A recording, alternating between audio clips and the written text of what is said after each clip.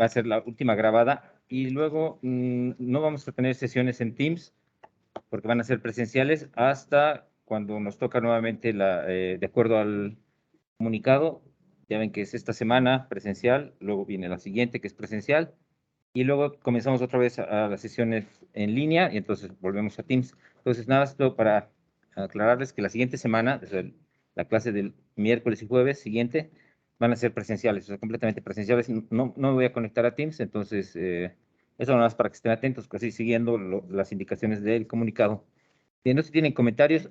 Otro punto importante, no les he podido contestar bueno, prácticamente a nadie. Bueno, no he podido contestar los mensajes de Teams. Es una disculpa, no es que no quiera contestarles, lo que pasa es de que la carga de trabajo no me ha permitido contestarles, y quiero contestarles sí, oportunamente y bien. Y las aclaraciones de las preguntas de las tareas 1, tarea 2 y parcial, el primer parcial, no se preocupen, no me voy a olvidar, están pendientes. Voy a contestar cada una de las observaciones o preguntas que me hicieron, aclaraciones sobre la tarea o los exámenes. Bien, sí. Está, déjame ver. Está, déjame ver. Bien. Déjame. Esta no debería tener audio porque me conecté sin audio. Sí, en este sí, es que lo que pasa es que en esta, si no se acoplan y sí. Bien, voy a compartir la diapositiva donde nos quedamos el día de ayer.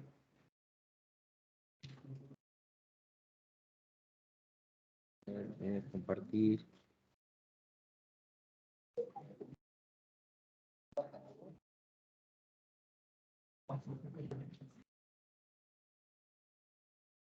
Bien, la clase anterior nos quedamos y terminamos incluso un poco abruptamente esta parte, pero es nada más para definir a qué se refiere cuando es un flujo rotacional o irrotacional. Es decir, que, bueno, recopilar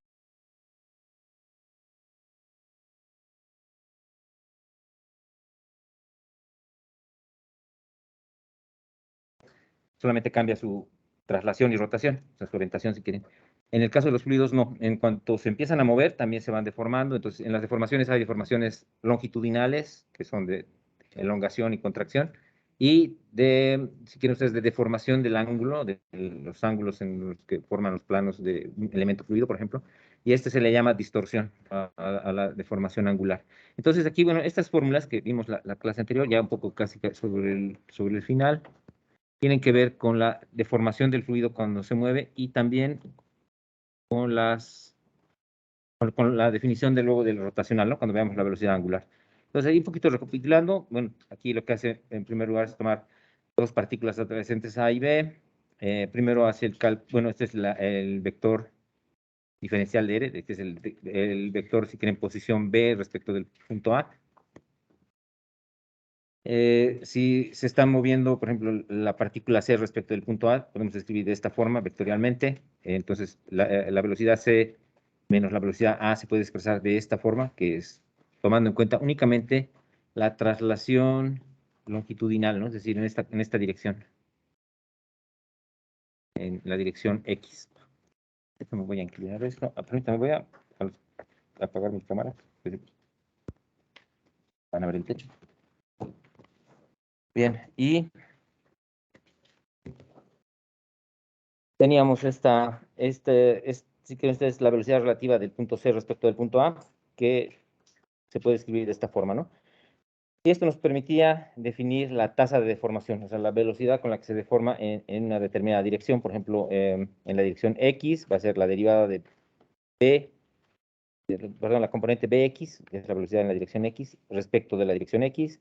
Y lo mismo en las tasas de deformación longitudinal en la dirección Y y en la dirección Z, que serían derivadas de la velocidad en Y respecto de y la componente de velocidad Bz en la dirección Z, ¿no? Respecto de Z. El cambio en las tasas de deformación angular, estas tienen que ver con la forma en la que se deforman los planos, y para esto tenemos un ángulo. Por ejemplo, hagan de cuenta que este es el ángulo gamma, que es el ángulo que forma el punto CAD, o sea, es este ángulo, que ahorita es 90 grados. Para este necesitábamos las componentes de velocidades déjenme ver, es BY en la dirección X y BX en la dirección Y, ¿no? Perdón, la derivada de BX respecto de Y por el diferencial de Y y la derivada de BY respecto de X por el diferencial de X. Estas dos producen rotación alrededor del eje Z. Entonces teníamos se movió aquí, la tasa de promedio de rotación, por ejemplo, respecto de este eje, que es el eje Z, puede ser un medio de la derivada de BY respecto de X menos la derivada de BX respecto de Y. Y esto nos daba, si quieren ustedes, la deformación de este ángulo, ¿no? Que en este caso es el ángulo formado por CAD. La tasa de cambio del ángulo CAD está dada entonces por estas dos componentes. La derivada de la derivada de BY respecto de X más la derivada de BX respecto de Y. Y se utiliza la tasa de deformación porque es una velocidad de deformación. Y lo mismo se hace para las otras dos componentes, es decir, las componentes en los ejes X y Y. Con esto se conformaba el tensor de deformación, que es este, y es en realidad el tensor tasa de deformación. Al hablar de tasa de deformación es velocidad con la que se está deformando. Entonces, la diagonal principal correspondía a las deformaciones longitudinales y los elementos fuera de la diagonal principal a las deformaciones angulares, ¿no? que se denominan distorsión. La expresión, un medio de lo que tenemos entre paréntesis, derivada de BY respecto de X menos derivada de BX respecto de Y, representa para un medio deformable la velocidad angular WZ de un cuerpo rígido alrededor del eje Z, ¿no? Entonces, esta expresión, si ustedes quieren, aquí nos falta esto, es la componente de velocidad angular en la dirección Z. Y lo mismo tendríamos que hacer para las otras dos direcciones, es decir, nos faltaría igual conformar la componente de velocidad angular en la dirección X y la componente de velocidad angular en la dirección Y. Con estas tres componentes, sí, conformaríamos el vector que vemos aquí, que es el vector angular W, que es, en este caso, las componentes, ¿no? Esta sería la componente WX en la dirección Y, este es WY en la dirección J, y este es WZ en la dirección K. Entonces, esta velocidad angular, vamos a pasar a la siguiente diapositiva, es el vector velocidad angular, se puede definir de esta forma, en forma vectorial, y nos dice, como el movimiento angular de elementos fluidos es una acción física que no depende del sistema de coordenadas, se ha concebido un operador vectorial conocido como rotacional, el cual opera sobre un campo vectorial B y da como resultado el doble de la velocidad angular. Entonces, este vector velocidad angular, en realidad, es independiente del sistema de coordenadas que nosotros elijamos. Es como el tensor de esfuerzos, no importa qué sistema de coordenadas nosotros elijamos, el tensor de esfuerzos en un punto es el mismo. O sea, eso no cambia porque elijamos uno u otro sistema de coordenadas. Lo mismo pasa con la velocidad angular. Pues la velocidad angular es independiente del sistema de coordenadas que utilicemos. Y entonces se puede definir este operador vectorial que es, bueno, la velocidad angular se puede escribir en términos del operador vectorial que es el rotacional y se define con esta ecuación. Pues la velocidad angular es igual a un medio del rotacional del campo de velocidades, ¿no? B. Que si desarrollamos el rotacional es prácticamente este operador, que es el operador nabla vectorialmente el campo de velocidades. Bien, aquí lo importante es de que la velocidad angular nos va a definir si el flujo es rotacional o irrotacional. Cuando la velocidad angular del fluido es igual a 0, se denomina irrotacional. Y cuando la velocidad angular es distinto de 0, el flujo es rotacional.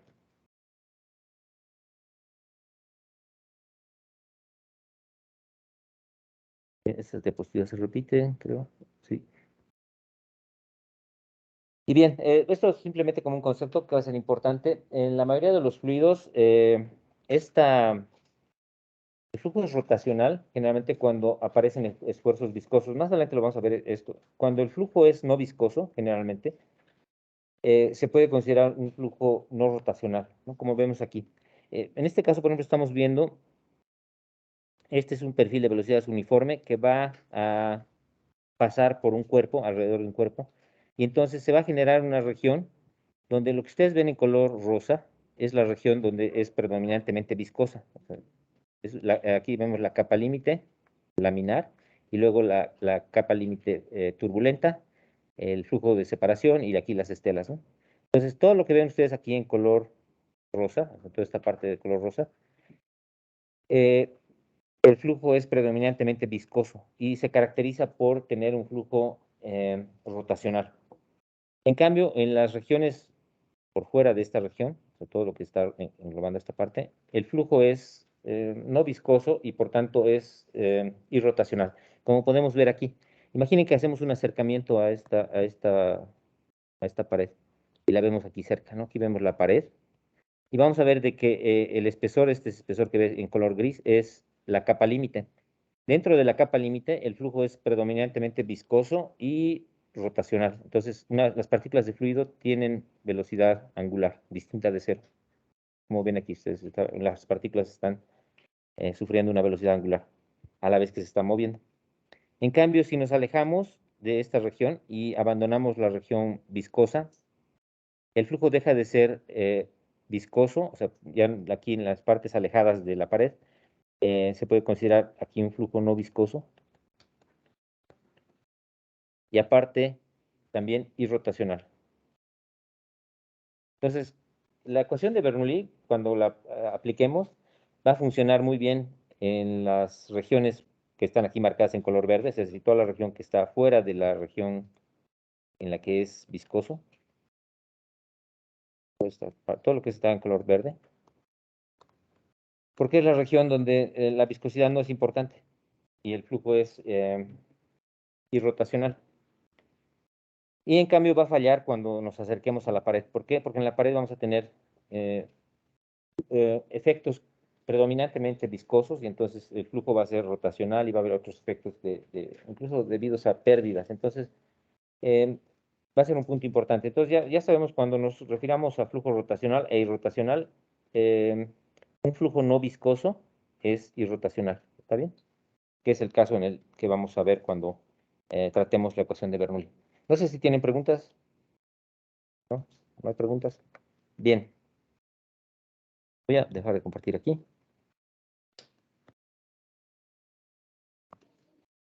Y vamos a compartir.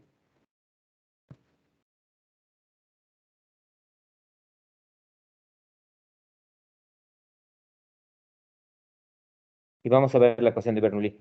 Antes de estas diapositivas, si no me equivoco, ya están en la página de Teams. Nada más déjenme revisar para verificar que efectivamente están en la página de Teams.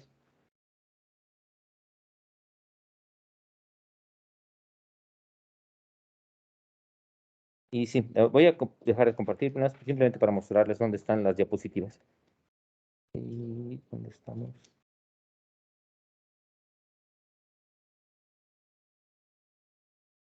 Si ustedes entran a la página de Teams y se van a, bueno, vamos a poner aquí, entran a la página del grupo, al equipo, y se van a archivos, van a encontrar estas diapositivas aquí, en donde dice materiales de clase, recordings, y en esta parte van a encontrar la parte 1 y la parte 2 de estas diapositivas. ¿Está bien? Entonces, sí las tienen.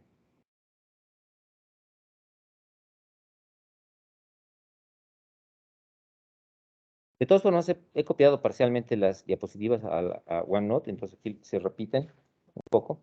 Entonces, el día de hoy vamos a ver ya la deducción de la ecuación de Bernoulli. Entonces, para la deducción de la ecuación de Bernoulli vamos a tomar algunas consideraciones básicas que son importantes y que son en las cuales va a ser válida la ecuación de Bernoulli. Una de las primeras es de que el flujo va a ser no viscoso, es decir, que los efectos de viscosidad son despreciables frente a los efectos de inercia.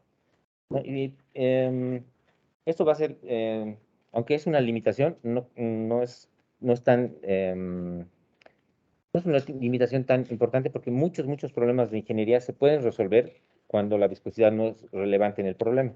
Entonces, eh, por ejemplo, incluso en una tubería, por ejemplo, si los efectos de pérdida por fricción en la tubería no son considerables, se puede aplicar la ecuación de Bernoulli. Bien, vamos a ver entonces la segunda restricción. Noten que aquí el flujo va a ser irrotacional. Al ser irrotacional, estamos hablando también de que el flujo es no viscoso. El flujo es permanente, quiere decir que el flujo va a ser estacionario o independiente del tiempo, es decir, no va a variar en el tiempo. El flujo va a ser incompresible y cuando un flujo es incompresible, el número de Mach debe ser menor a 0.3. La única fuerza de cuerpo que vamos a considerar va a ser la fuerza de gravedad y estas son las consideraciones que debemos tomar para aplicar la ecuación de Bernoulli. ¿Está bien? Vamos entonces ahora a deducir la ecuación de Bernoulli y para esto vamos a imaginarnos una partícula de fluido que se mueve a lo largo de una línea de corriente. La línea de corriente, imaginen que es esta línea que se ve aquí, una línea de corriente, y la partícula que hemos elegido es una partícula que se ve aquí en color eh, azul. Estamos aquí remarcando, esta es la partícula que está contenida en esa línea de corriente y en el instante en el que estamos viendo, la partícula está en un equilibrio de fuerzas, aplicando la segunda ley de Newton, la sumatoria de fuerzas. Sumatoria de fuerzas que está actuando sobre esta partícula de fluido es igual a la masa por la aceleración. Esto como vector. Bien, ¿qué fuerzas están actuando? Noten que están actuando en todas las direcciones la presión, pero son importantes dos presiones, es decir, dos elementos de fuerza debido a la presión. La presión que está actuando en una de las direcciones de la trayectoria de la línea de corriente y la que está del otro lado.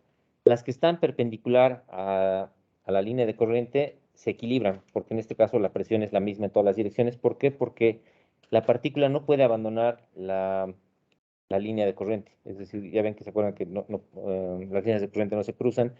En este caso, la partícula va a seguir si quieren ustedes, como si fuera una trayectoria, porque en este caso es un flujo permanente, la trayectoria de la línea de corriente. Entonces, las fuerzas dirección perpendicular a la línea de corriente se equilibran, ¿no? Entonces no se toman en cuenta. Entonces, solamente están presentes la fuerza que es debida a la presión, en este caso, presión por diferencial de área, y la presión más un diferencial de presión multiplicado por el diferencial del área, ¿no? Que representa esta expresión. El diferencial de presión lo escribimos como la derivada parcial de P respecto de S por el diferencial de S, donde S representa la longitud del segmento de la línea de corriente.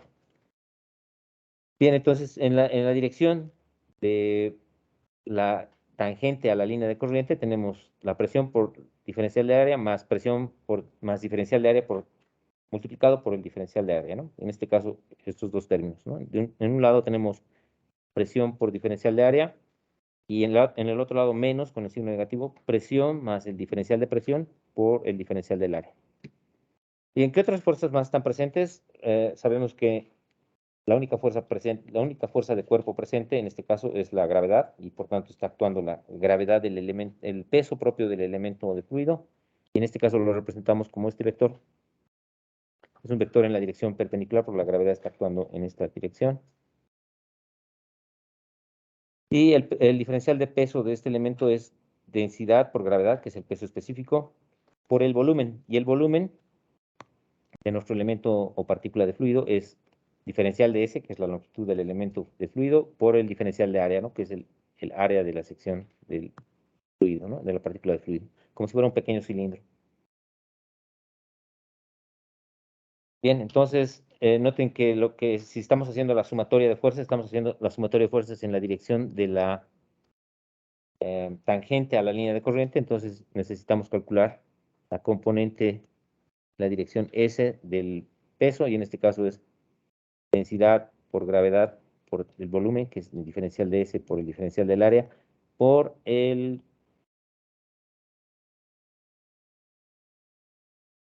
por el coseno, ¿no? Sí, está bien, por el coseno de θ. ¿Qué es esta expresión? Y finalmente esto es igual a la masa, en este caso por unidad perdón, masa, que sería en este caso densidad por volumen. En este caso es densidad por volumen. Densidad por diferencial de S por diferencial de área por el vector aceleración. Y en este caso, como estamos sumando únicamente en la dirección S, podemos sumar como si fuera una ecuación escalar, ¿no?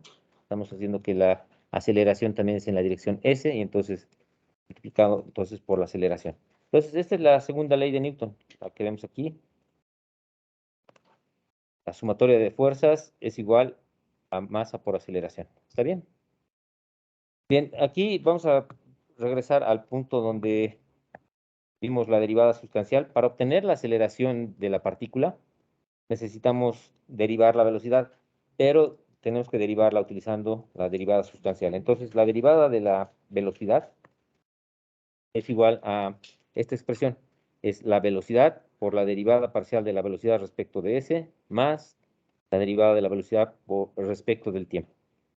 Esta es la componente de aceleración convectiva. Y esta es la componente de aceleración local. Cuando el flujo es permanente, y es una de las consideraciones, o sea, el flujo no cambia en el tiempo, es un flujo permanente. En flujo permanente, la derivada de la velocidad respecto del tiempo es igual a cero, y por tanto este segundo término se hace igual a cero. Por tanto, la aceleración la podemos escribir como el primer término, la velocidad por la derivada de la velocidad respecto de s, ¿no? Que es la longitud del segmento de la trayectoria de la línea de corriente. Bien, haciendo la sustitución de la aceleración en nuestra expresión, o sea, es decir, sustituyendo en esta expresión, vamos a tener esta expresión. Noten que en nuestra ecuación, y regresando un poquito aquí, podemos eliminar el diferencial de área en toda la ecuación. Se elimina en toda la ecuación. Y lo mismo, si ustedes observan, esta presión se va con esta presión, nos va a quedar todo en términos de diferenciales. El diferencial de S también puede eliminarse de la ecuación. Entonces la ecuación se ve un poco más simplificada.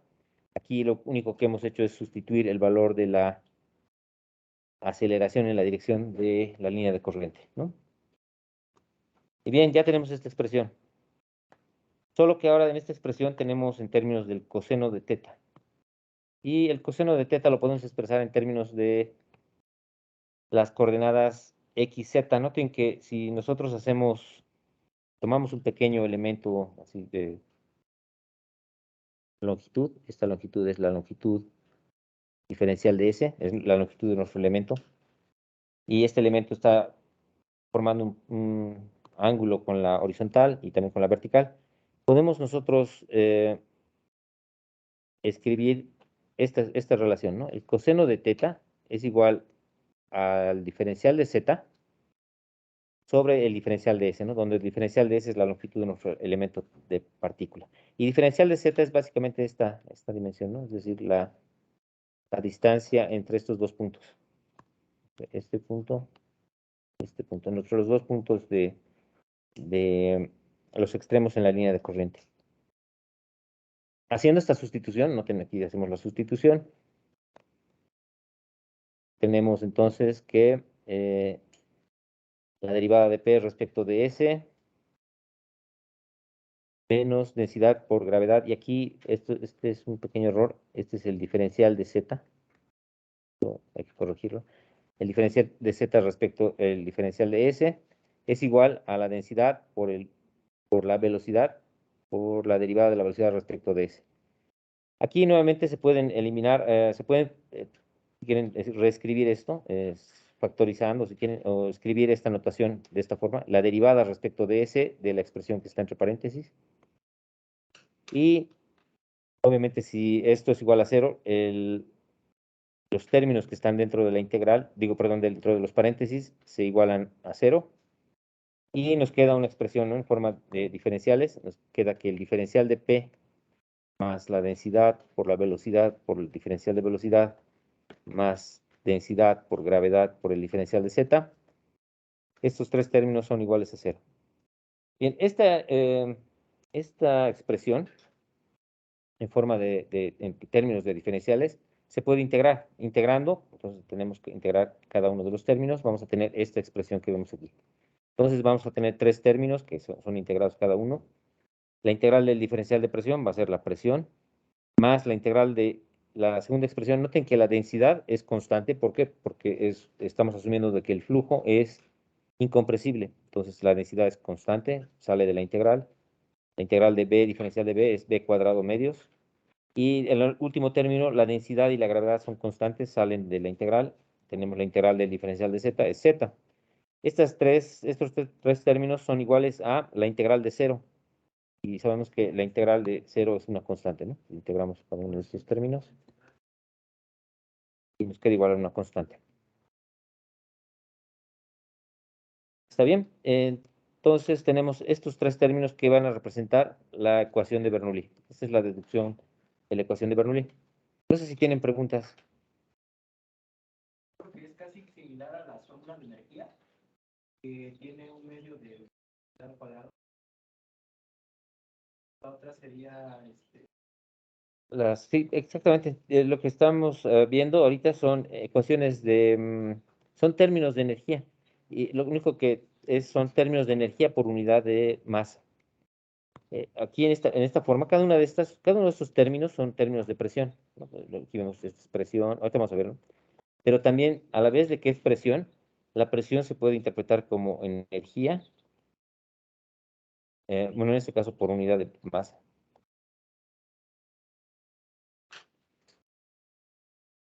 Y lo mismo, este sería, es un término también de presión, pero este también es energía cinética. En este sería energía de presión. Energía cinética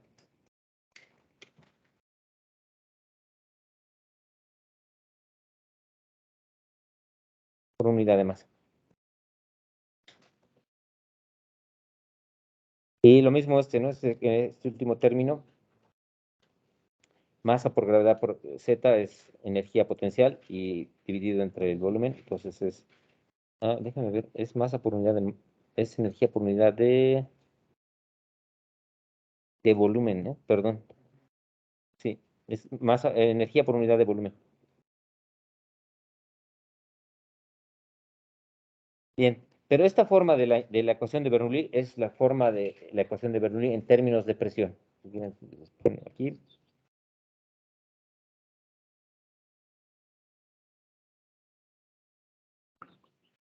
¿Y por qué lo ponemos así en términos de presión? Déjame borrar esto. De todas maneras está grabado en la sesión. Déjenme consultarlo. Vamos a borrar esto.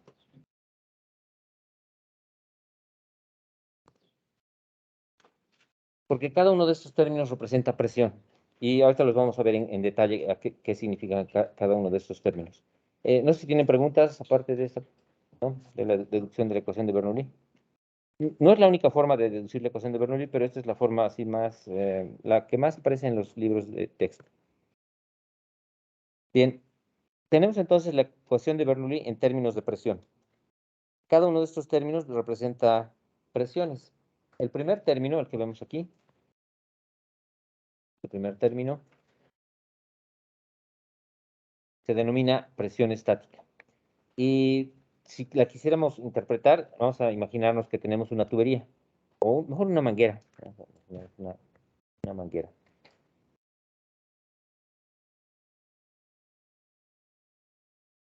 Y por esta manguera está pasando un fluido. Hay un flujo.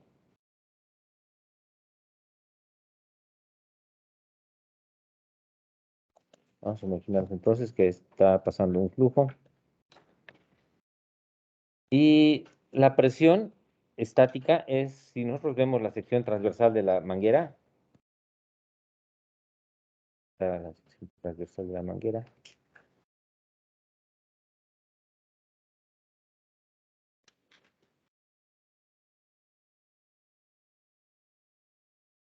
la presión estática es la que trata de aumentar el diámetro.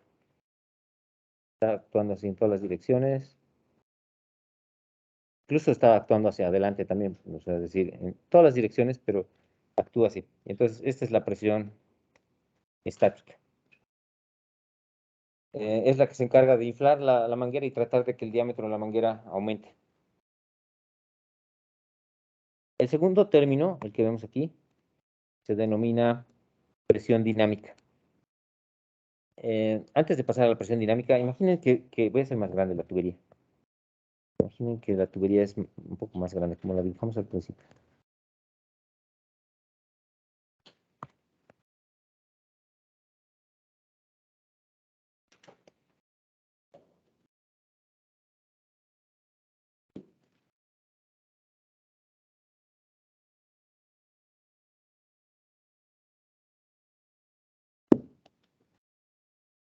Imaginen que este es el segmento de tubería y está circulando el fluido, ¿no? Por aquí.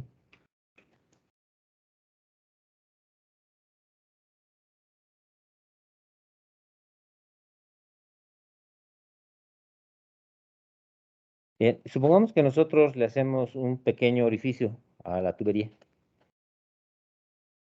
y conectamos un tubo piezométrico, un tubo un poco más delgado que el diámetro de la tubería y lo conectamos. Lo ponemos así vertical. ¿Qué va a suceder? Que el líquido se va a introducir por aquí y va a empezar a subir. Va a empezar a salir por aquí.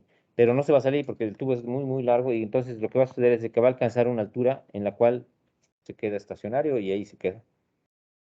Si nosotros medimos desde, imaginen una línea de corriente central así, ¿no? Una línea así de corriente central, y tomamos la altura desde este punto hasta el punto del menisco, y lo medimos, representa la altura de una columna de líquido. Vamos que llamémosle H. Esta columna de líquido es un líquido que no estamos viendo. Aquí hay velocidad, si quieren ustedes, aquí hay velocidad, pero aquí dentro del tubo piezométrico ya no, porque se llenó, subió hasta ahí y se quedó ahí. Entonces podemos medir la presión estática. Entonces la presión estática es la densidad del fluido por la gravedad por la altura H. Entonces esta representaría la presión en este punto.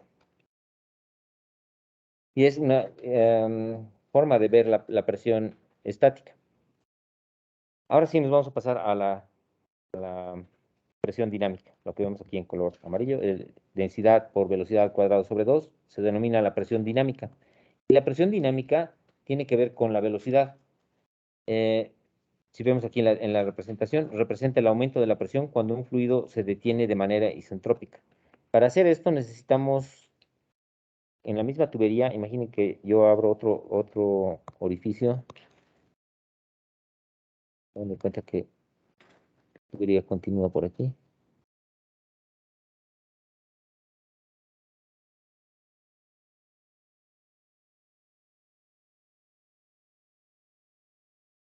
Imaginen que ahora yo conecto un tubo, pero este tubo lo conecto de esta forma. Es un tubo que en forma de bastón, si quieren así en forma, sí, en forma de J. Así. Entonces el fluido se va a introducir por aquí, va a subir y también va a subir por el tubo. Pero ahora va a subir a una altura mayor.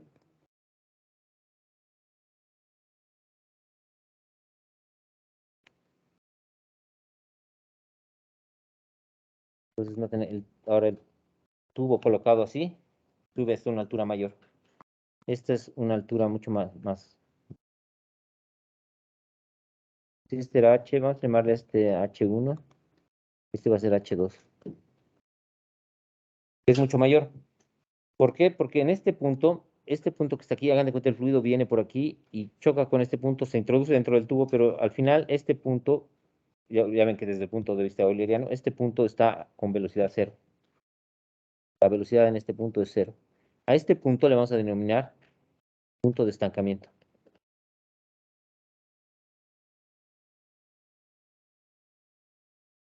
¿Por qué? Porque el líquido entró dentro del tubo, sube, hasta que alcanza, no sube hasta el infinito, alcanza un punto de equilibrio y en ese punto, la presión en este punto es igual a la presión debida a la columna de agua. Y esta es también una presión estática, o sea, es decir, no es presión estática desde este punto de vista, sino que es una presión hidrostática, porque ya no hay flujo, no hay movimiento de fluido dentro del tubo, está en un estado de equilibrio. Este punto de estancamiento va a ser la suma de la presión estática más la presión dinámica, que es este término. Entonces, la presión dinámica tiene que ver con la fuerza que ejerce el fluido cuando es obligado a detenerse. Es como si nosotros estamos conduciendo un vehículo y abrimos la ventanilla, sacamos la mano y vamos a sentir presión sobre nuestra mano. Lo que estamos sintiendo es la presión estática más la dinámica. La estática casi no la sentimos porque si metemos nuestra mano dentro del vehículo, está ahí todavía actuando la presión estática. O sea, la presión estática siempre está. Solamente cuando sacamos la mano empezamos a sentir la presión en contra de la palma de la mano, que es la presión dinámica. Entonces, la diferencia de ambas entonces es, ¿no? La presión estática siempre va a estar presente y representa la presión termodinámica y no incorpora efectos dinámicos. En cambio, la presión dinámica representa el aumento de presión cuando el fluido es obligado a detenerse de manera isentrópica, es decir, sin pérdida de energía. Y el último término, este término que vemos aquí, que es densidad por gravedad por Z, ese término se denomina presión hidrostática, pero en la ecuación de Bernoulli no es considerado un término de presión en un sentido real, sino que es un término de presión, o sea, porque tiene unidades de presión, pero representa más, se debe interpretar más como energía potencial. Entonces, a diferencia de la presión hidrostática que veíamos en estática de fluidos, esta presión aumenta con la altura. La altura tiene más energía, ¿no? Pero no representa un valor de energía, porque, por ejemplo, hagan de cuenta que ustedes tienen un recipiente. Hagan de cuenta que, ¿cómo lo podemos poner? No, unos recipientes, ¿no? Hagan de cuenta que ustedes tienen una tubería.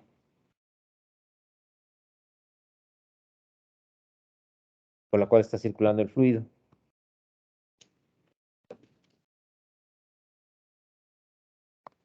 Y en determinado punto nosotros queremos medir las presiones, ¿no? Podemos medir la presión estática, la presión dinámica, pero la presión hidrostática depende del nivel de referencia que elijamos. Y si yo, por ejemplo, elijo un nivel de referencia, que este es el Z0, este es mi nivel de referencia,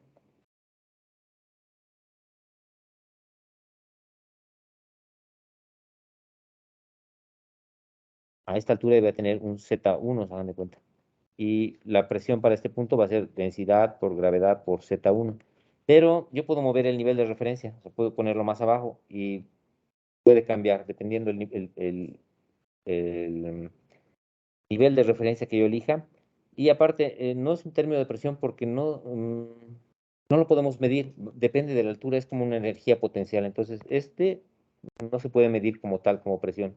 Simplemente depende de la ubicación en la cual está nuestro fluido respecto de un sistema de referencia. Entonces aquí este término sí es energía potencial porque yo en cualquier momento a esta tubería, por ejemplo, la puedo hacer que, bueno, hagan de cuenta que simplemente la corto y aquí, hagan de cuenta que la cortamos. Entonces el fluido inmediatamente empieza a caer, ¿no? Entonces la velocidad con la que cae va a depender también de este nivel de altura que tiene. Entonces, es energía potencial que tiene el fluido. Mientras más alto esté el fluido, más energía potencial va a tener. Entonces, este último término tiene que interpretarlo como energía almacenada simplemente por la elevación a la cual está el fluido respecto de un nivel de referencia. ¿Está bien? Bien, no sé si tienen preguntas. Bien, bueno, aquí vemos aquí, por ejemplo, lo que les decía del punto de estancamiento. Estos dos términos, la presión estática más la presión dinámica, se denomina presión de estancamiento. Es la suma de ambas. La presión de estancamiento entonces va a ser la suma de presión estática y dinámica. La presión estática está siempre, o sea que esa no la podemos quitar, entonces siempre va a estar presente la presión estática. La presión dinámica ocurre cuando nosotros a un fluido que se estaba moviendo lo detenemos de forma isentrópica y nos va a medir un incremento de presión. Entonces, noten aquí que si yo tengo un flujo, ¿no? Como ven aquí en la imagen, un flujo con una velocidad v, si yo tomo un tubo y lo coloco de frente al flujo, voy a medir la presión de estancamiento. ¿Y qué es la presión de estancamiento? Es la presión estática más la dinámica. Y si conecto un tubo perpendicular a ese punto, es decir, lo coloco así de esta forma, voy a medir la presión estática, es decir, que este me está midiendo la presión estática del fluido en este punto y este otro me está midiendo la presión de estancamiento. La diferencia de alturas que yo lea aquí, es decir, noten esta diferencia de alturas que es b cuadrado sobre 2, es la presión dinámica. Aquí creo que le falta la densidad, ¿eh? Aquí le falta la densidad. Es la presión dinámica. Ah, lo que pasa es de que, perdón, no le falta el rho, lo que pasa es de que, si ustedes calculan, está en términos de alturas, sí sería b cuadrado sobre 2. A ver, déjenme ver.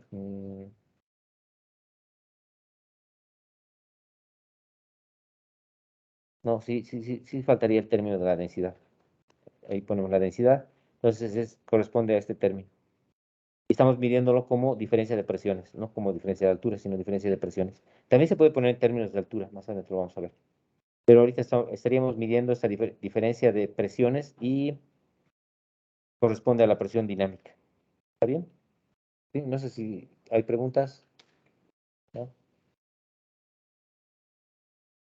Bien, vamos a ir viendo cada uno de estos con ejemplos. Ahora vamos a ver las otras dos formas de escribir la ecuación de Bernoulli. Recuerden que la ecuación de Bernoulli es la que hemos visto en términos de presión. Es presión más velocidad al cuadrado sobre 2g. Es así, ¿no? Bueno, perdón, sobre 2, ¿no? Perdón, perdón, este término es más densidad por velocidad al cuadrado sobre 2, más densidad por gravedad por z. Y esto es igual a una constante, ¿no? Son términos de energía. Entonces, la energía en un sistema, al menos en este tipo de sistemas donde no hay pérdidas, es constante, ¿no? Pues cada uno de estos términos se mantiene, bueno, la suma de estos tres términos se mantiene constante. Si nosotros a esta ecuación la dividimos entre la densidad, o sea, es decir, a cada término la dividimos entre la densidad, vamos a tener esta expresión.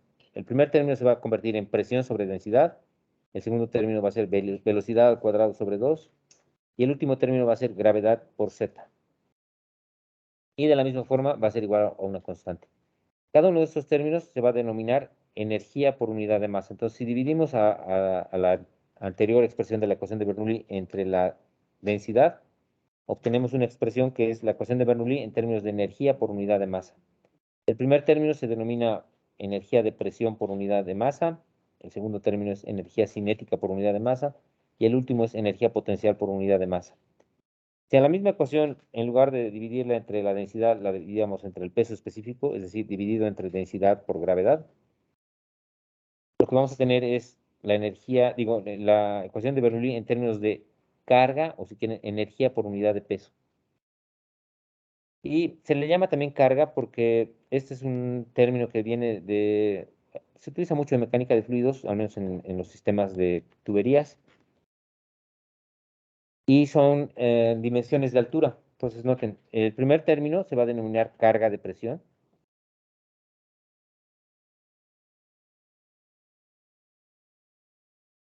Carga de presión. El segundo término es carga de velocidad y el tercer término es simplemente carga. En inglés, lo he colocado aquí sus nombres en inglés para que lo identifiquen cuando veamos algún enunciado en inglés.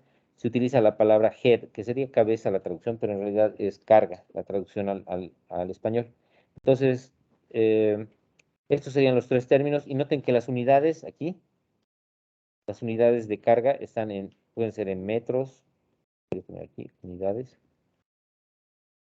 pueden ser metros,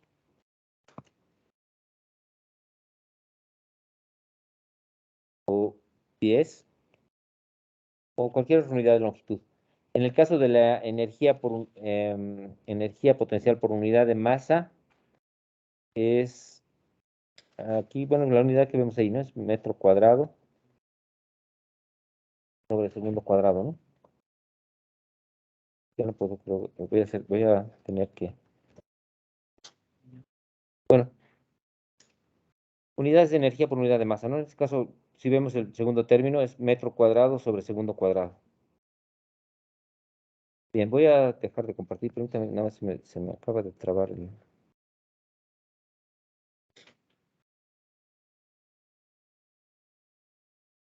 un segundo, una pequeña pausa.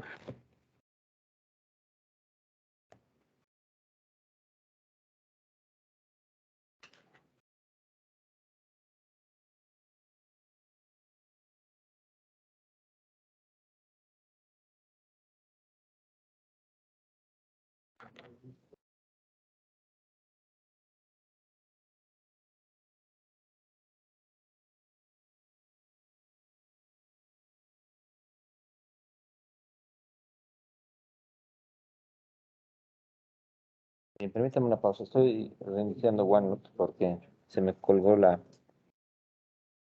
aplicación.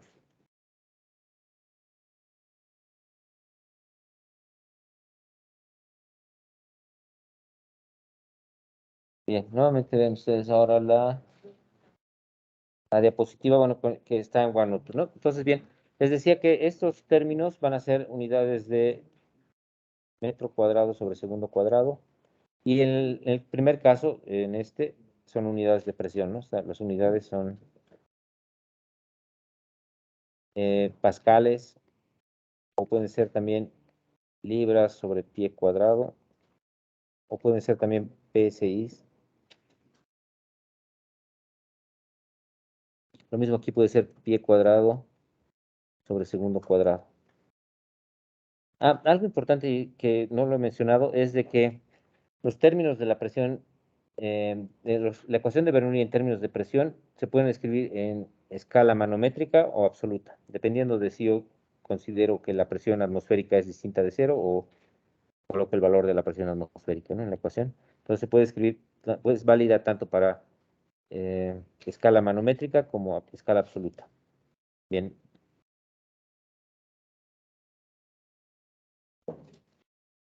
Bien, voy a pasar a la siguiente. Vamos a ver ya entonces las primeras aplicaciones.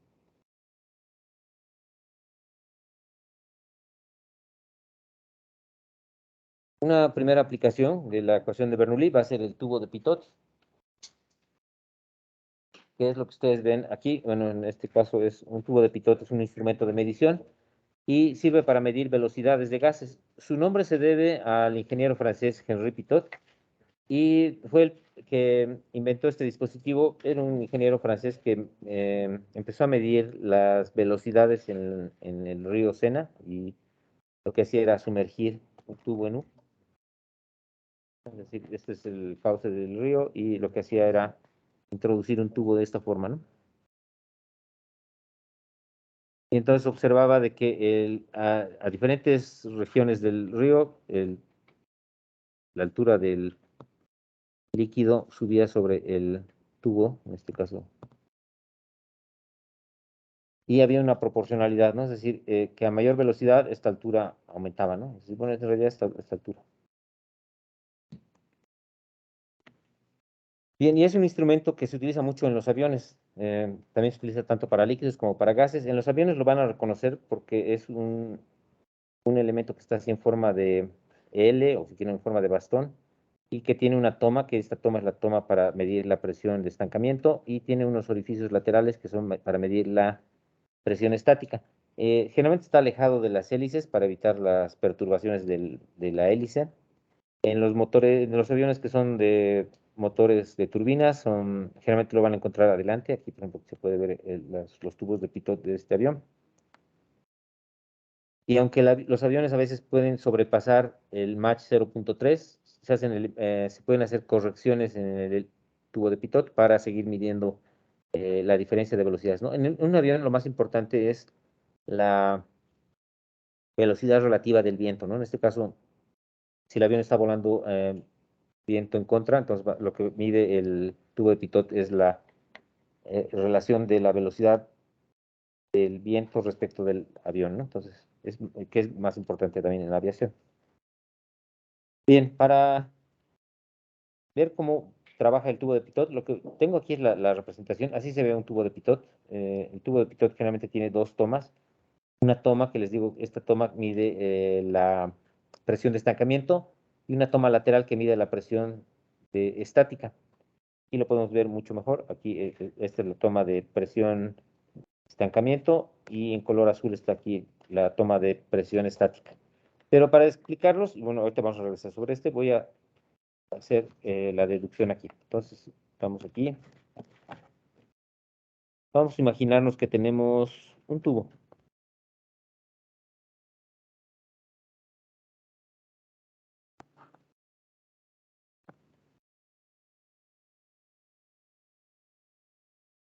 y queremos medir la velocidad. Esta velocidad es desconocida. Hay un flujo que se mueve con la velocidad promedio, vamos a asumir que es una velocidad promedio. Y nosotros vamos a tomar la lectura en un punto, este va a ser el punto 1, y luego vamos a tomar la lectura en un punto 2, pero en el punto 2 voy a introducir un tubo de pitot. Entonces, aquí bueno, en el punto 1 voy a colocar un tubo piezométrico para medir la presión estática. Y en un punto 2, por aquí, voy a medir la presión de estancamiento. Y para medir la presión de estancamiento, voy a utilizar un tubo de pitot.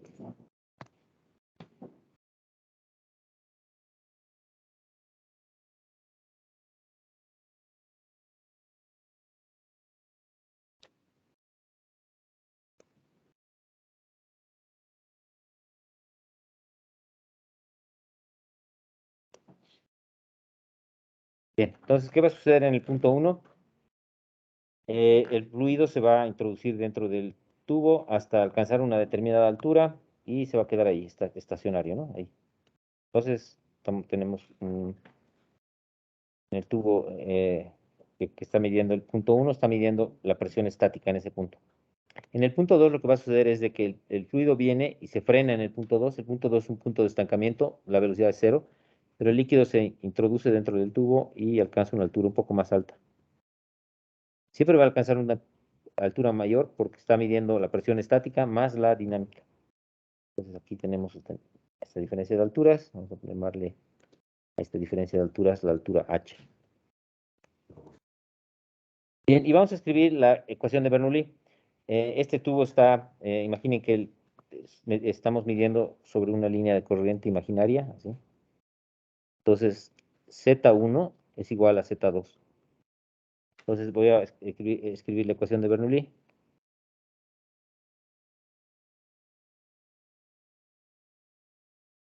Entre los puntos 1 y 2, ¿no? Entonces, para el punto 1 es la presión 1 más la densidad por velocidad 1 al cuadrado sobre 2, más la densidad por la velocidad, la densidad por gravedad por Z1, y esto es igual a la presión 2, al punto 2, más la densidad por velocidad 2 al cuadrado sobre 2, más la densidad por gravedad por Z2, ¿no? Entonces tenemos la ecuación de Bernoulli para este tubo en los puntos 1 y 2.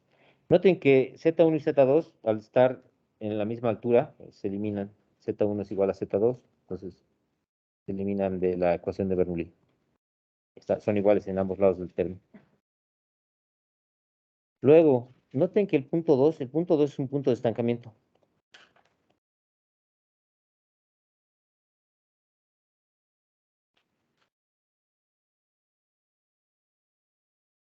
Porque el punto 2 tiene velocidad 0. Entonces aquí la velocidad 2 es 0.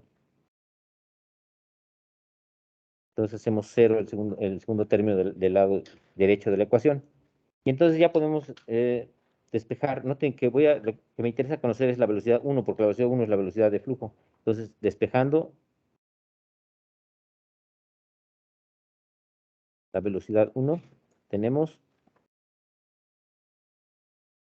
la velocidad 1 es igual a la presión 2 menos la presión 1 multiplicado por 2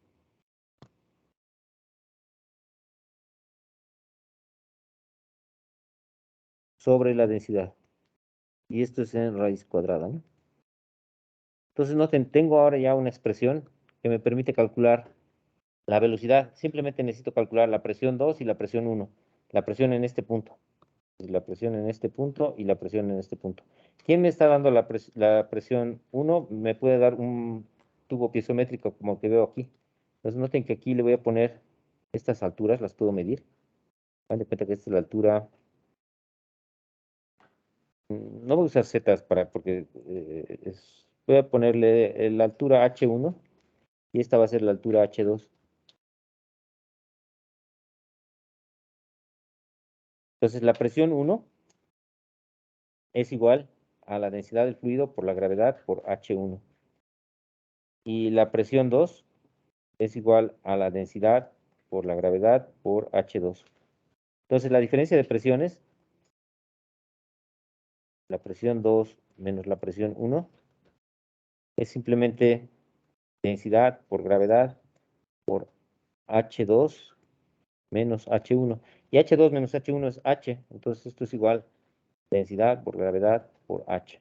Entonces, por ejemplo, puedo yo sustituir esta expresión, la expresión que está entre paréntesis, y poner densidad de gravedad por altura H. Entonces, esta expresión también la podría yo poner como la velocidad es igual, de flujo es igual a la raíz cuadrada de 2 veces la densidad por gravedad por H sobre la densidad. Y si lo vemos así, esto es la velocidad es igual a la raíz cuadrada de 2 veces la gravedad por H. Entonces, simplemente con medir yo la diferencia de alturas que alcanzarían estos, es decir, midiendo esta diferencia de alturas que alcanzaría los tubos piezométricos, el nivel de los tubos piezométricos, yo podría obtener la velocidad P. ¿Está bien? O simplemente medir presiones. Por ejemplo, si yo hago el mismo ejercicio, pero simplemente en lugar tengo mi tubería está llena de fluido.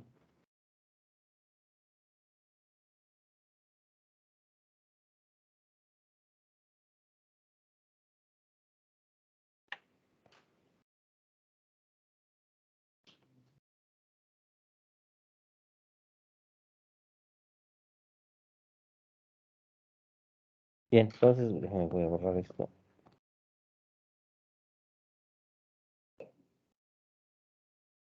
Yo puedo conectar un manómetro aquí, manómetro de Bourdon, y me va a medir la presión 1. Está midiéndome la presión estática aquí. Y para medir la presión de estancamiento, sí debo conectar un tubo de pitot, es decir, debo conectar un tubo así. Y ahí conectar mi manómetro. Entonces este me va a medir la presión 2. Pues me está midiendo la presión de estancamiento aquí, que es la presión 1 y la presión 2. Entonces con las dos lecturas puedo introducirlas en esta ecuación.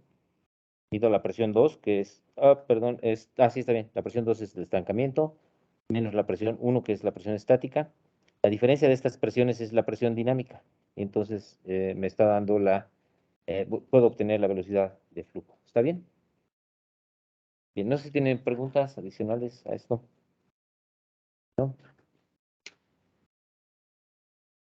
No, bien, vamos a ver entonces otra aplicación. La siguiente aplicación es el tubo Venturi. Su nombre también se debe a un físico italiano que es el que lo inventó y en realidad es un instrumento para medir caudales, aunque tiene muchas otras aplicaciones, pero fundamentalmente es un caudalímetro. El venturímetro entonces es un instrumento de medición para medir caudal. Tiene esta forma. Este es un tubo Venturi así más o menos real, porque es así como se ve. Pero nosotros esquemáticamente y por simplicidad lo representamos como una contracción o cuello que se forma en una tubería. Imaginen que tenemos una tubería.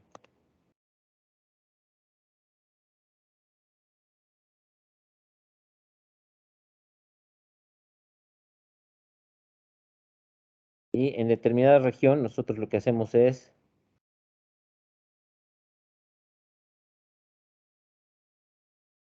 formar una contracción. Así.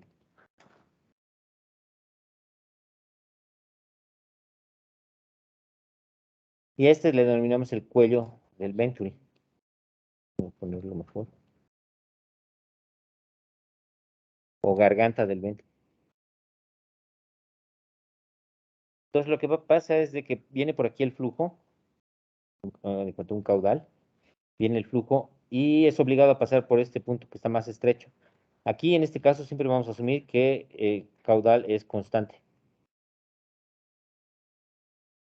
Entonces la cantidad de fluido que pasa por la sección transversal del tubo debe ser siempre la misma. Y por tanto, aquí vamos a tomar dos puntos. Vamos a tomar el punto 1 y el punto 2. Noten que estamos imaginándonos que hay una línea de corriente imaginaria por aquí. Están a la misma altura. Z1 es igual a Z2. Y lo que les decía, si el caudal es constante, entonces aquí la ecuación de continuidad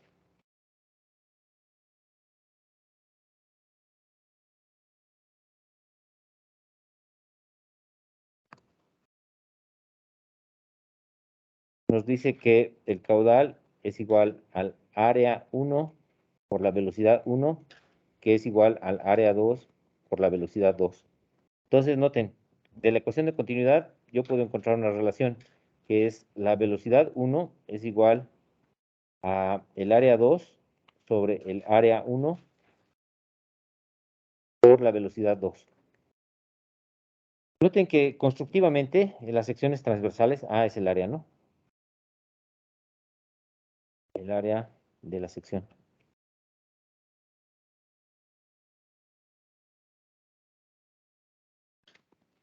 Entonces, si A es el área de la sección transversal, noten, el área A1 es mucho mayor que el área A2. Y por tanto, aquí, entonces, la velocidad 1 es menor a la velocidad 2. O al revés, si quieren, la velocidad 2 es mayor a la velocidad 1. La velocidad 2 es mayor a la velocidad 1. Y esto es lógico, porque imaginen que está pasando una cantidad de fluido por esta sección y debe pasar ahora por una sección más pequeñita, para que mantenga el caudal tiene que pasar a mayor velocidad por el punto 2. Entonces, por la sección 2 hay un incremento de la velocidad. Bien, entonces vamos a escribir la ecuación de Bernoulli para los puntos 1 y 2.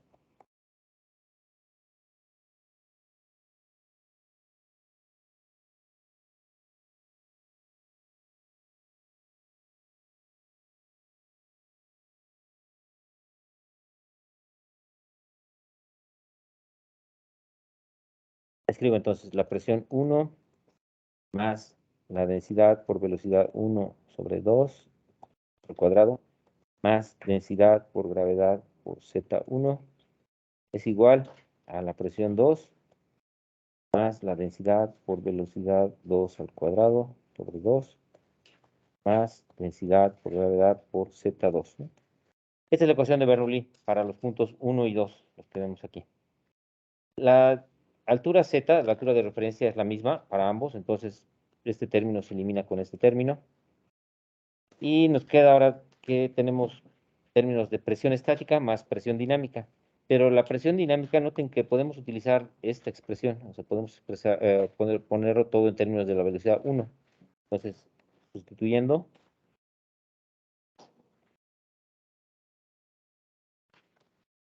la velocidad 1 es igual a la relación de áreas.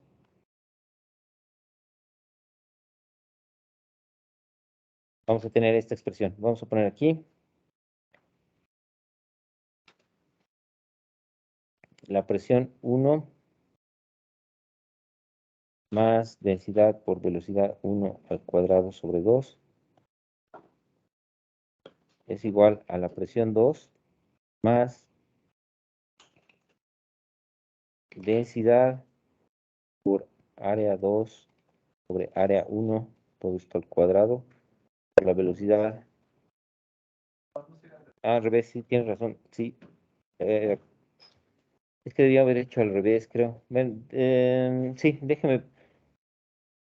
Voy a cambiarle aquí estos subíndices para que quede bien. Es que lo que pasa es que queremos obtener la velocidad en la tubería, entonces es simplemente cambiar aquí. La velocidad 2 es igual al área 1 por velocidad 1 sobre el área 2, y entonces aquí eso se sigue manteniendo, ¿no? La velocidad 2 es mayor a la velocidad 1. Pero aquí cambiamos, entonces aquí tenemos velocidad 1, y aquí sí cambiamos esto, ¿no? Déjenme antes de que... La relación de velocidades es, bueno, el área A1 sobre el área A2 por la velocidad 1 al cuadrado. Todo esto sobre 2.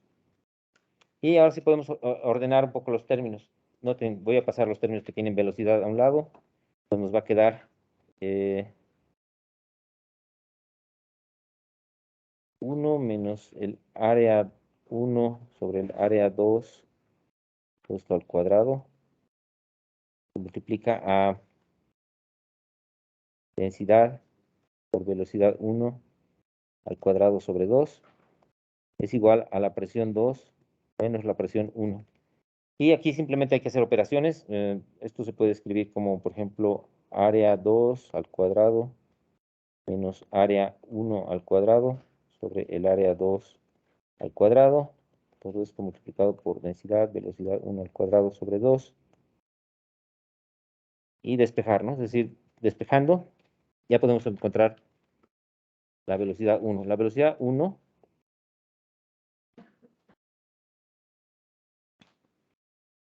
es igual a, voy a hacer esta operación, 2 veces la presión 2 menos la presión 1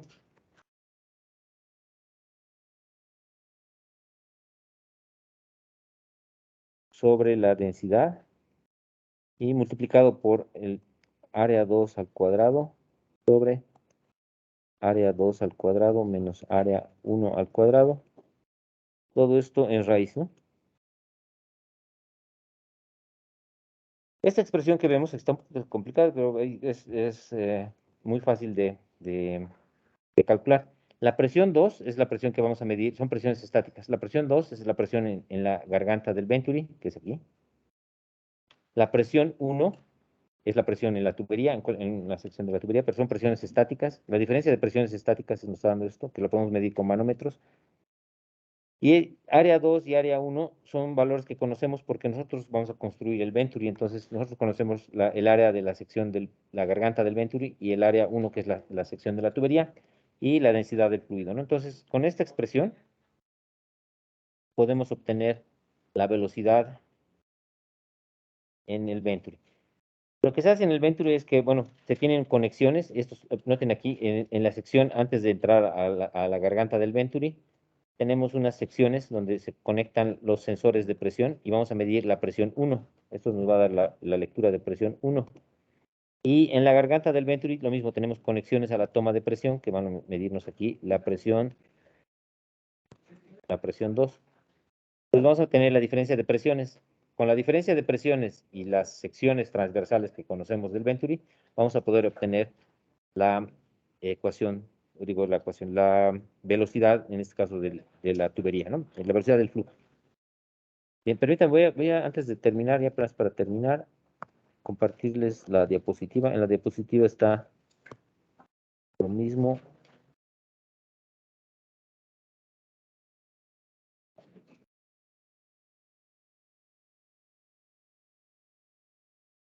Vamos a ver si, ya es para terminar. Esto, ¿no? Si ustedes ven, revisan esto, este es el tubo Venturi y tenemos las mediciones de presión 1 y 2, ¿no? Es decir, la lectura de presión en la presión estática en la tubería, presión estática en la garganta del Venturi. Las áreas son conocidas porque nosotros construimos el Venturi.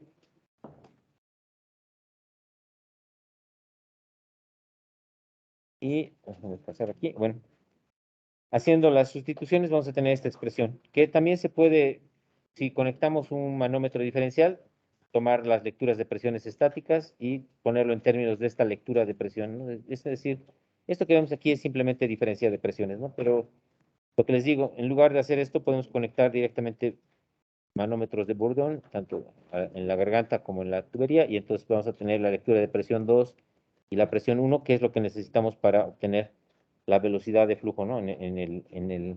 La tubería. Aquí hemos hecho la deducción del tubo Venturi cuando está horizontal, pero se puede demostrar, y lo vamos a hacer en ejercicios, que el Venturi va a medir el caudal, o sea, va a medir la velocidad de flujo.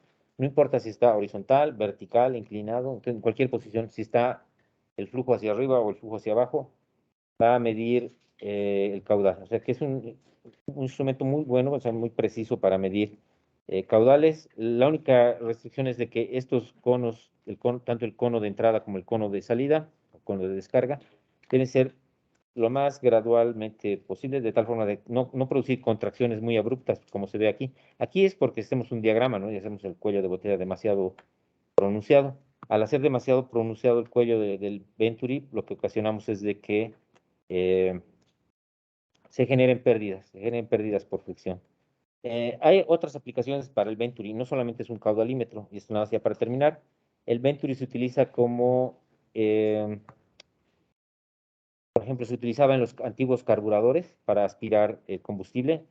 Cuando se hace esta sección, la presión 1 es siempre mayor a la presión 2. Y la podemos ver. Noten que al hacer esta relación, en la garganta del Venturi, la velocidad 2 es mayor a la velocidad 1.